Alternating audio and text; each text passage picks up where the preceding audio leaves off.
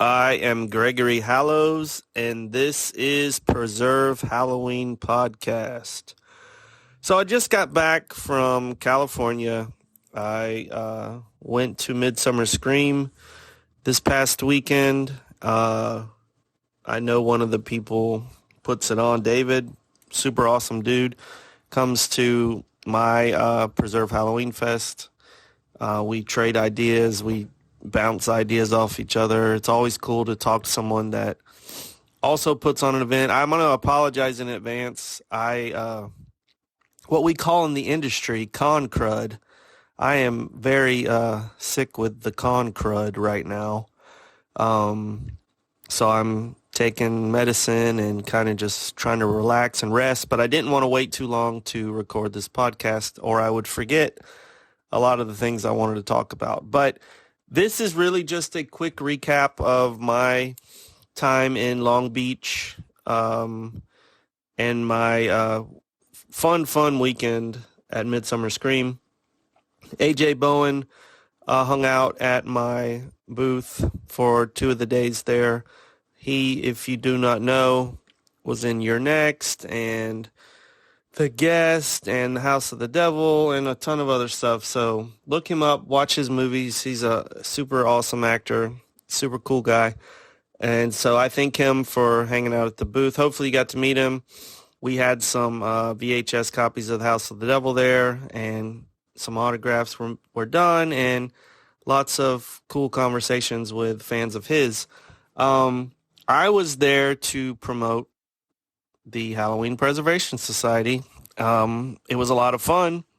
I got to meet a lot of the listeners of the podcast and some of the members, and it was cool because that's not something I get to do very often. I spoke about it a lot this past weekend. Living, in the middle of Mississippi, I don't really. Most of the people I meet involved with Halloween stuff, it's online. So I very rarely get to meet them in person unless it's at one of my shows or at a show like this. So it was great. We signed up some new members, which was cool. But I really met a lot of awesome people, had really a bunch of really good conversations. A lot of people I don't remember their names or didn't even ask. So I apologize, especially the 2 women. Right at the end of the show, I talked for way longer than I should have probably, but we talked about movies and just life in general, and it was a really good conversation. And I had a really good conversation with my Lyft driver on the way to the airport. So this whole weekend was, the charge that I needed to, just sometimes you get in that mindset that what you're doing doesn't matter, or it's the old imposter syndrome, like I talk about all the time, and I still have it, of course, but it was really fun this weekend. I signed up some new members. I want to mention them: Michael Crosley, Liz Jackson, John Thompson, Isaac DeCane, I don't know how you say his name. They all signed up with me this weekend. I met member Sarah. Was awesome to meet her. I met a listener of the podcast, Karen, Brittany, and Aaron. They also are listeners of the podcast. So it was really fun for me to get to hang out with people that love this stuff as much as I do. Now, Midsummer Scream's not just a Halloween event. It's also a horror event. So I got to see a lot of people that I don't normally get to see, any other time. I saw Justin Mabry, who from Trick or Treat Studios, who is, from where I live in Mississippi, which is cool. Like, he moved to California and does everything there, but he still comes back to Mississippi to visit every so often. I saw Lisa Morton. You know who that is, the author of Trick or Treat, The History of Halloween. We've had her as a guest at the festival, and it's cool to see her. I even saw Joe Bob Briggs. I haven't seen him in probably since we did the show with him in Memphis. That's been a while now. I did miss a couple of people that I wanted to meet. I've never met Daniel from After Hours Fun. If you don't know about After Hours Fun, go look him up right now. Really cool artist. I have quite a few things from him. I missed Axel Carolyn. I really have wanted to meet her for a really long time. She's worked on a lot of projects that I love. But it was awesome. I got interviewed by Badger from Big Scary Show. That should be coming up soon.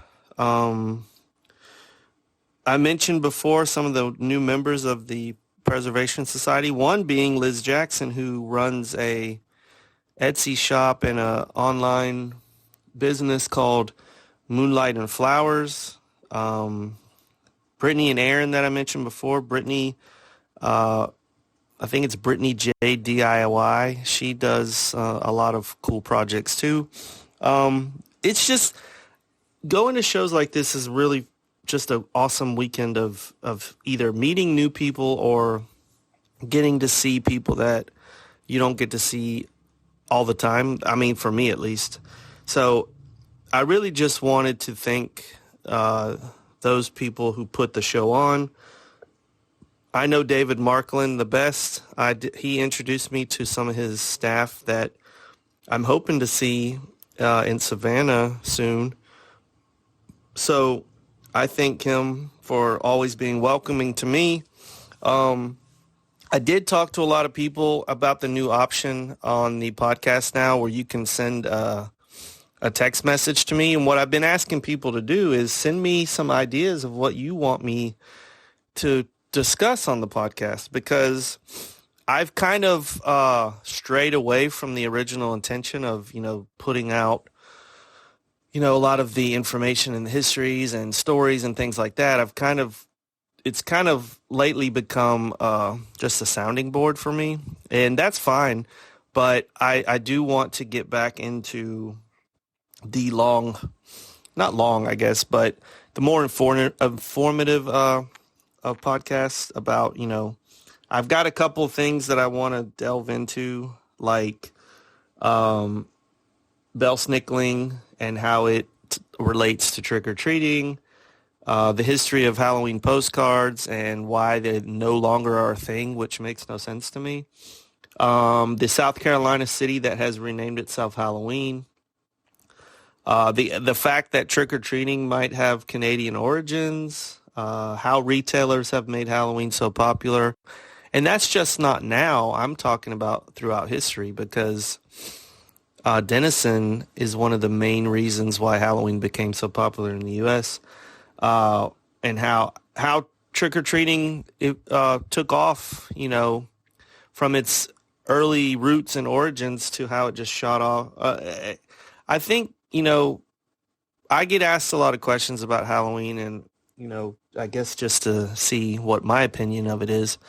But I always trace things back to Disney, and I really believe that the Huey, Dewey, and Louie cartoon, Trick or Treat, Disney put out in, I believe, the 40s, 50s. I don't know. I have to get an exact date.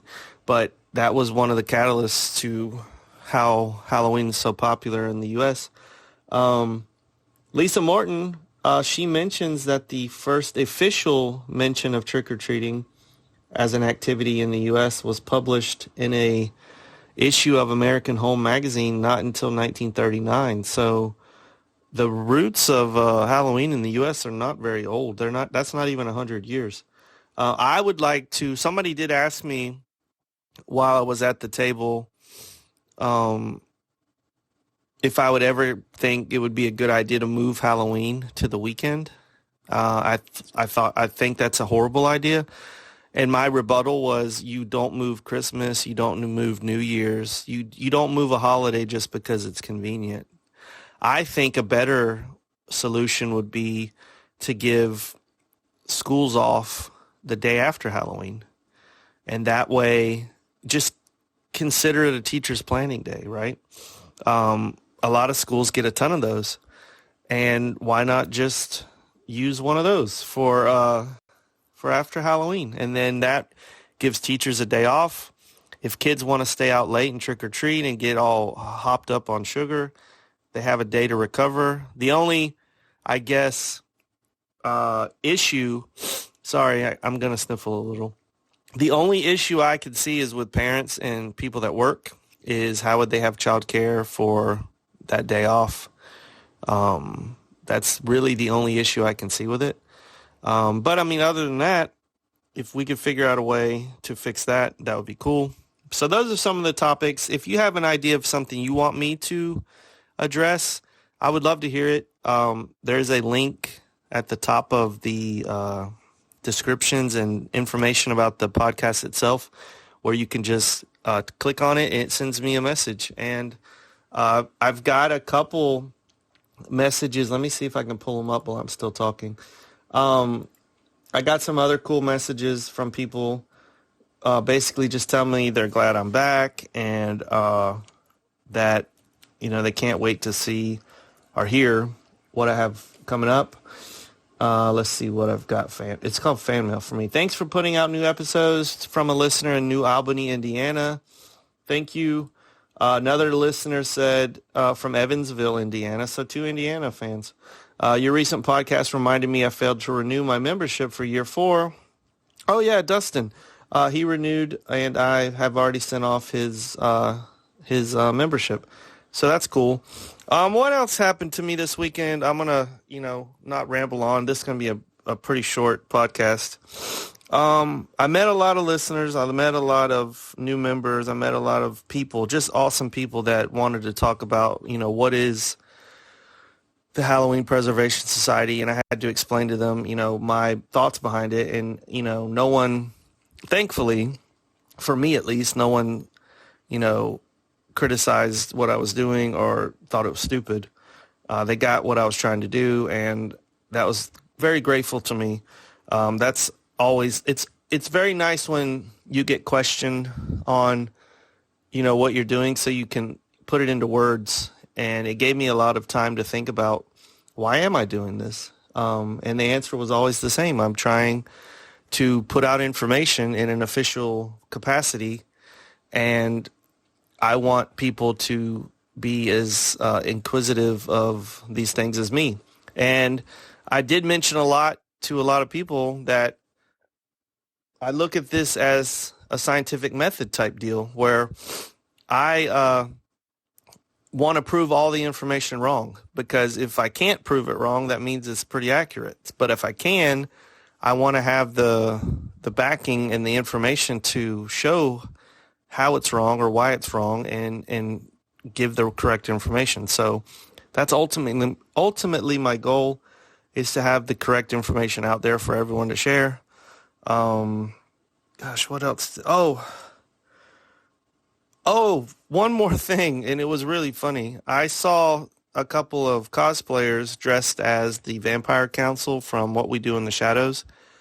And as they walked by, I said, "Hey, are you guys late for a council meeting?" And they immediately turned around and said, "Have you paid your dues?" And I was like, "Oh no, I have not paid my dues." So I got handed a tiny little crow, or a raven, I guess, yes, as a reminder to pay my dues, which I thought was hilarious.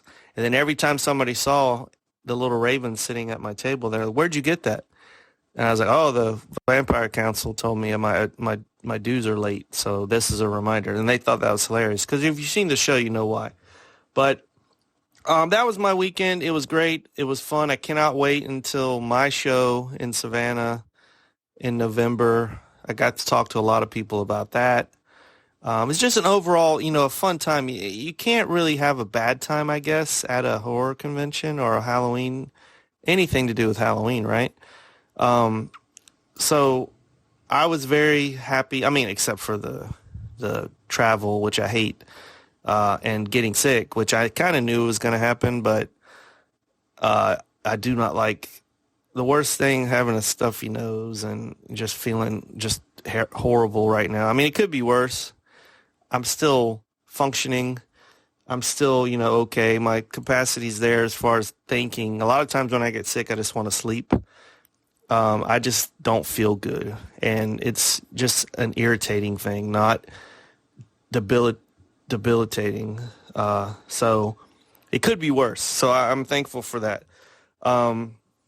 Who else did I see? Oh, Bo from Trick or Treat Studios also saw. I saw so many people. I know I'm forgetting a lot, but thanks to everyone who came by the table. Thanks to everyone who asked me questions and wanted to know more about what I was doing. Thanks to everyone that purchased something from the table. I was very excited to be filling out memberships live because I'd never done that before. Um, that was really fun for me. So I'm gonna have some more podcasts coming up soon. Hopefully, I've got a lot of good ideas. You guys send me some fan mail or whatever it's called on here. I'll have to look and see. But send me some messages and tell me what you want to for me to talk about. And until next time, preserve Halloween.